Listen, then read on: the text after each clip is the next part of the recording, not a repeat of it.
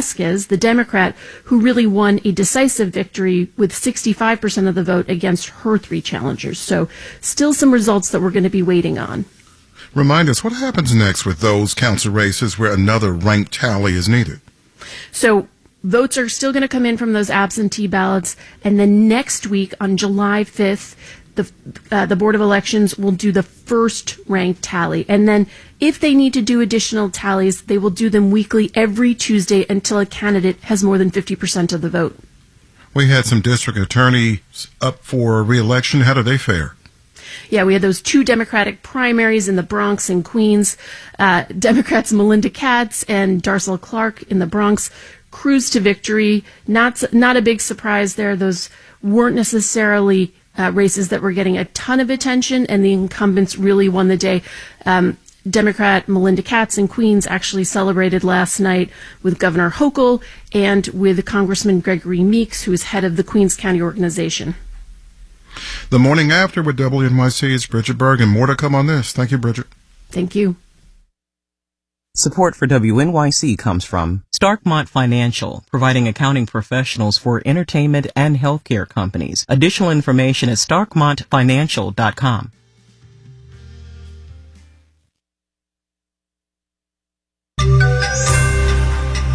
The connection between online shopping and brick-and-mortar stealing.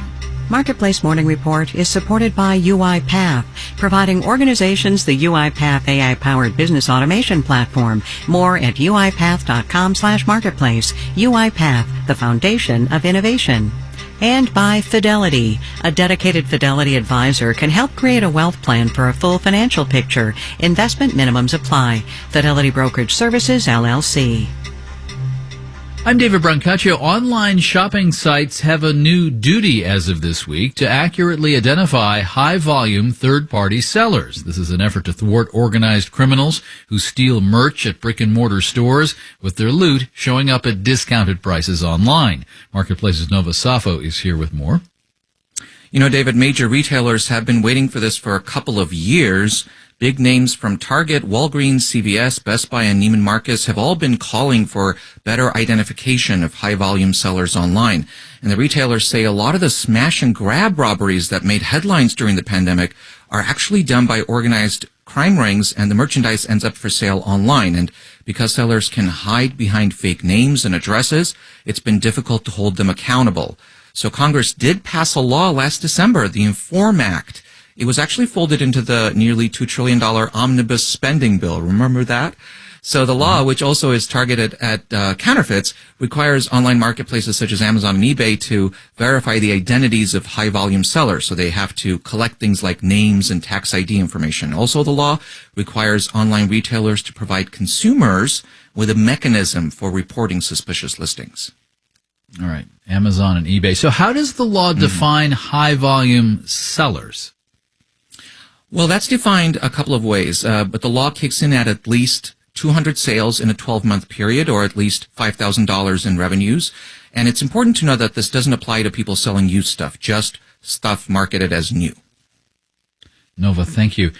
Let's get more context this morning on why home prices are moving higher again, despite the Federal Reserve's campaign to use interest rates to quiet down that market in their overall campaign against inflation.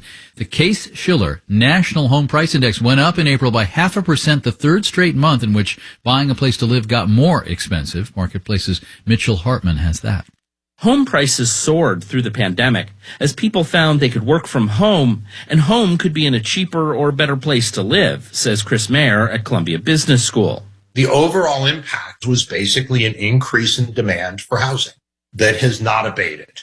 Last year, as mortgage rates rose, some buyers got priced out, and some sellers cut their asking prices to offset buyers' higher monthly mortgage payments. But the spike in mortgage rates has also convinced a lot of current homeowners to stay put and not sell, because if they move, their new mortgage is likely to be more expensive. Zillow economist Nicole Bichot says as a result, we have a lot of people looking to buy. What we don't have is a lot of people who are trying to sell. And that's one of the reasons why we're seeing prices starting to increase again. Meanwhile, she says many would-be buyers are afraid of missing out. We're seeing a lot of buyers in the market right now, even though it's so unaffordable, because prices starting to rise again, and it's not looking like it's going to get a whole lot better. With mortgage rates likely to stay elevated for a while.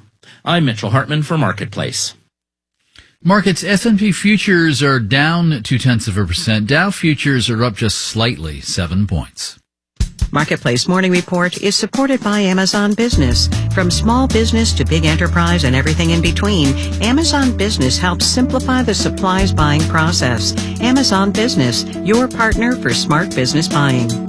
And by Grammarly, offering Grammarly Business to help companies large and small communicate better and move faster with enterprise-grade generative artificial intelligence. Learn more at grammarly.com/business.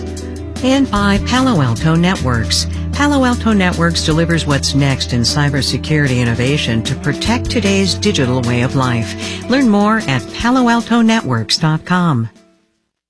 New data this week show the outlook of consumers is brightening substantially. This is from the industry group, the Conference Board, and drawn from a June survey. At the same time, many still think we'll see a recession within a year. And as Ali Budner reports, when it comes to our spending habits, the upbeat current outlook beats the vaguer concern about possible recession. Consumer spending makes up a whopping 70% of the U.S. GDP, so tracking how shoppers feel is important. How people feel about the economy affects their behavior, and their behavior then affects the economy once again. Joanne Shu heads up a consumer sentiment survey at the University of Michigan. She says inflation and high interest rates are dimming many people's outlook. And yet, there's something puzzling going on. Shu says American consumers have maintained robust spending in the face of a lot of hardship and high inflation. Shu says in the past, high inflation has led to poor consumer confidence, like we've seen over the last few months, and that has led to reduced spending. These indexes have even been used to predict recessions in the past. We've had lots of analysts and experts and consumers alike all bracing themselves for a recession that hasn't quite come yet. So the old calculations might not work in today's strange economy. Claudia Sahm agrees. She's a consultant and former Federal Reserve economist who used to pay very close attention to data from consumer confidence reports, but she's giving it less weight now. Because it is just not lining up with our spending data. So what's going on? Well, Sam says people are looking around at all the economic panic, from the debt ceiling to inflation to high interest rates, and the landscape at large looks grim. But in their own personal financial lives, consumers are generally doing okay. They have jobs with decent wages. They maybe even have savings. It makes interpreting survey results a little squirrely. So, yeah, the consumer confidence figures, I think people look at those and try to find the story to fit into it. Sucharita Kodali is a retail analyst at Forrester. But much, much more crucial than how people feel is what they're actually doing with their money. And what consumers are doing, at least for now, is they're still spending. That's good for business, but not what the Federal Reserve needs to get a handle on inflation. I'm Ali Budner for Marketplace. And a trip to Costco may increasingly evoke a trip through airport security, although you can still keep your shoes on. The membership club is cracking down on the sharing of Costco cards. It better be you, and you better have photo ID. In a statement, Costco wrote, "We don't feel it's right that non-members receive the same benefits and pricing as members." I'm David Brancaccio with the Marketplace Morning Report. From APM, American Public Media.